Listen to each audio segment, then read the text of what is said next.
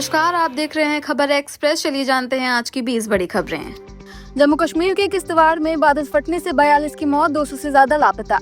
जम्मू कश्मीर के किश्तवाड़ जिले के चसोटी गांव में गुरुवार दोपहर 12:30 बजे बादल फटने से बड़ा हादसा हुआ। मैचल माता यात्रा के पहले पड़ाव पर पहाड़ से आए पानी और मलबे में कई लोग बह गए। अब तक 42 लोगों की मौत हो चुकी है और 65 लोगों को बचाया गया है और 200 से ज्यादा लोग लापता हैं। हादसे में श्रद्धालुओं की बसें, टेंट, लंगर और दुकानें भी पानी में बह गई। अमेरिका ने भारत पर फिर से एक्स्ट्रा टैरिफ लगाने की दी धमकी।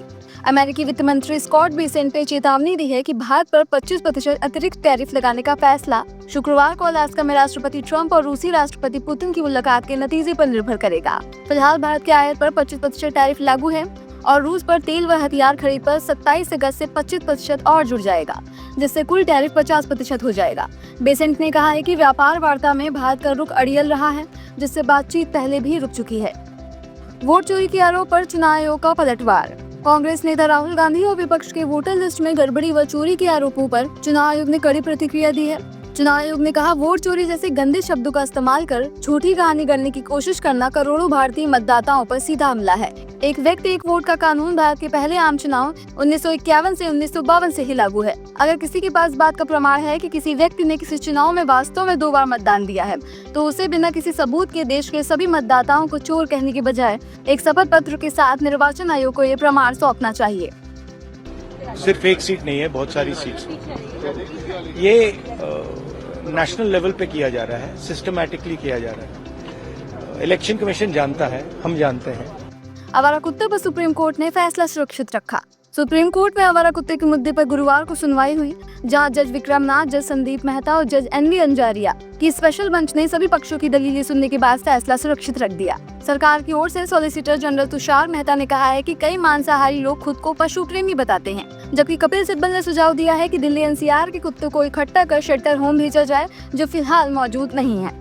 जम्मू कश्मीर राज्य का दर्जा वापस देने पर सुप्रीम कोर्ट ने की सुनवाई। सुप्रीम कोर्ट में आज जम्मू कश्मीर को फिर से राज्य का दर्जा देने से जुड़ी याचिकाओं पर सुनवाई हुई। कोर्ट ने केंद्र सरकार से 8 हफ्तों में लिखित जवाब मांगा। चीफ जस्टिस BR गवई और न्यायमूर्ति की विनोद चंद्रन की बेंच ने कहा कि जम्मू कश्मीर की जमीनी स्थिति और पहलगाम आतंकी हमले को अनदेखा नहीं किया जा सकता। 5 अगस्त 2019 को अनुच्छेद 370 हटाकर इसे केंद्र शासित प्रदेश बनाया गया था। दिसंबर 2023 में कोर्ट ने इस फैसले को सही ठहराया था और केंद्र ने वादा किया था कि चुनाव के बाद राज्य का दर्जा वापस दिया जाएगा, जिस पर काम चल रहा है।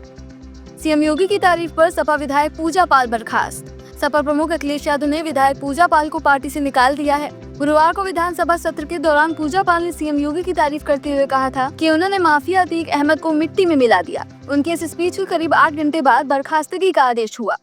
पूजा पाल 2005 में मारे गए राजू पाल की पत्नी है, जिनकी हत्या अतीक अहमद ने की थी। सपा से निकाले जाने के बाद पूजा ने कहा कि मैंने सिर्फ अतीक अहमद का नाम लिया और सीएम योगी को धन्यवाद दिया। इसमें कोई अपराध नहीं है। भाजपा ज्वाइन करने के सवाल पर उन्होंने कहा कि फिलहाल ऐसा कोई प्लान नहीं है। मैं धन्यवाद देना चाहती हूँ माननीय मुख्यमंत्री जी को, जिन्होंने मेरे छुपे हुए उन आंसुओं को देखने का काम किया जो वर्षों में किसी ने देखने का काम नहीं किया। तो सिर्फ ना मैंने समाजवादी का नाम लिया, ना मैंने राष्ट्रीय अध्यक्ष अखिलेश यादव जी का नाम लिया। मैंने तो अपने जो मेरे साथ जो घटना किया था अतीक अहमद, मैंने करैत सांप के 3 बार काटने से भी बची मासूम की जान। सरडोल के पिपरिया गांव में 3 साल की कंचन कोल को करैत सांप ने एक ही रात में 3 बार काट लिया। बच्ची दादी के साथ जमीन पर सो रही थी, तभी सांप ने बाएं हाथ की कोहनी पर डसा। जहर की असर से उसका शरीर सुन्न हो गया और सांस लेने में दिक्कत होने लगी। परिजन उसे नाजुक हालत में जिला अस्पताल लेकर पहुंचे, जहां 24 घंटे में 40 एंटीवेनम इंजेक्शन दिए गए। 11 दिन वेंटिलेटर और 9 दिन ऑब्जर्वेशन में रखने के बाद गुरुवार को बच्ची को डिस्चार्ज कर दिया गया। सुबह स्पेशलिटी सुविधा न होने के बावजूद डॉक्टरों ने हार नहीं मानी और बच्ची की जान बचा ली। देश का पहला 8 लेन अर्बन एलिवेटेड द्वारका एक्सप्रेसवे 17 अगस्त को होगा शुरू। 17 अगस्त को प्रधानमंत्री नरेंद्र मोदी दिल्ली के रोहिणी हेलीपैड के पास आयोजित कार्यक्रम में देश के पहले 8 लेन अर्बन एलिवेटेड द्वारका एक्सप्रेसवे और अर्बन एक्सटेंशन रोड 2 का उद्घाटन करेंगे। यशो भूमि के पास दोनों एक्सप्रेसवे का जंक्शन है, जिससे गुरुग्राम से एयरपोर्ट टर्मिनल 3 तक पहुंचने में 10 मिनट से भी कम समय लगेगा और UER 2 से 1 घंटे से कम समय में सोनीपत और NH44 पर पहुंचा जा सकेगा। ये दोनों प्रोजेक्ट NCR में ट्रैफिक जाम कम करने, कनेक्टिविटी बढ़ाने और पूरे उत्तरी भारत के लिए बेहतर सफर का विकल्प प्रदान करेंगे। BHU में प्रोफेसर पर हमला, शूटर का कबूलनामा। वाराणसी में BHU के HOD रामचंद्र मूर्ति पर लोहे की रॉड से हमले करने वाले शूटर बी भास्कर ने पुलिस पूछताछ में चौंकाने वाला खुलासा किया है। भास्कर ने बताया कि प्रोफेसर बुदाटी वेंकटेशलू और प्रोफेसर कासिम बाबू ने उसे वाराणसी बुलाने के लिए फ्लाइट टिकट और 2 लाख रुपए कैश दिए थे। 3 दिन होटल में रुकने के बाद 28 जुलाई को BHU में घुसकर प्रोफेसर के सिर और हाथ पर कई वार किए। पुलिस ने सर्विलांस के जरिए भास्कर को तेलंगाना से और उसके साथी प्रमोद कुमार उर्फ गणेश पासी को प्रयागराज से मुठभेड़ में गिरफ्तार किया। घटना से पहले 26 और 27 जुलाई को उन्होंने BHU की रेकी भी की थी। राज कुंद्रा ने प्रेमानंद महाराज को अपनी किडनी देने की जताई इच्छा। अभिनेत्री शिल्पा शेट्टी व उनके पति राज कुंद्रा ने प्रेमानंद महाराज से मुलाकात की। इस दौरान राज ने प्रेमानंद महाराज से कहा, आपकी तकलीफ जानता हूँ, अगर आपके काम आ पाऊँ तो मेरी एक किडनी आपके नाम। इस पर प्रेमानंद महाराज ने कहा, नहीं, भगवान की कृपा से एकदम स्वस्थ हूँ, जब तक उनका बुलावा नहीं आएगा ये किडनी हमको ले नहीं जाएगी। NDA के सभी नेताओं के पास 2 एपिक नंबर। तेजस्वी यादव। बिहार में RJD नेता तेजस्वी यादव ने कहा, NDA के सभी बड़े नेता, चाहे सांसद हो, मेयर हो, उप मुख्यमंत्री हो, MLC हो, सबके पास 2 एपिक नंबर हैं। उन्होंने कहा, चुनाव आयोग BJP की B टीम है और बिहार में SIR का बड़ा फर्जीवाड़ा चल रहा है। चुनाव आयोग डेटा को छुपाने का काम कर रहा है।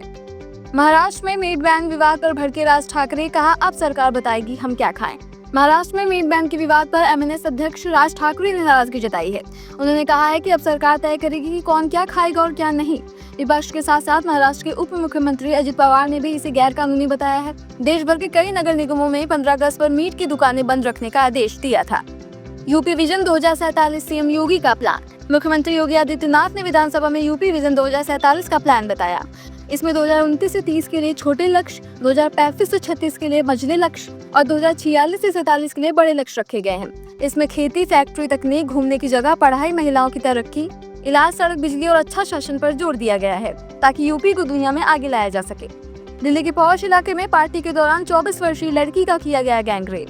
दिल्ली के पौष इलाके में सिविल लाइन में सहेली के घर पार्टी में गई 24 वर्षीय लड़की का कुछ लोगों ने कथित तौर पर गैंगरेप किया। बकौल पुलिस, लड़की की ड्रिंक में नशीला पदार्थ मिलाया गया था। लड़की ने कहा कि उसका वीडियो भी बनाया गया।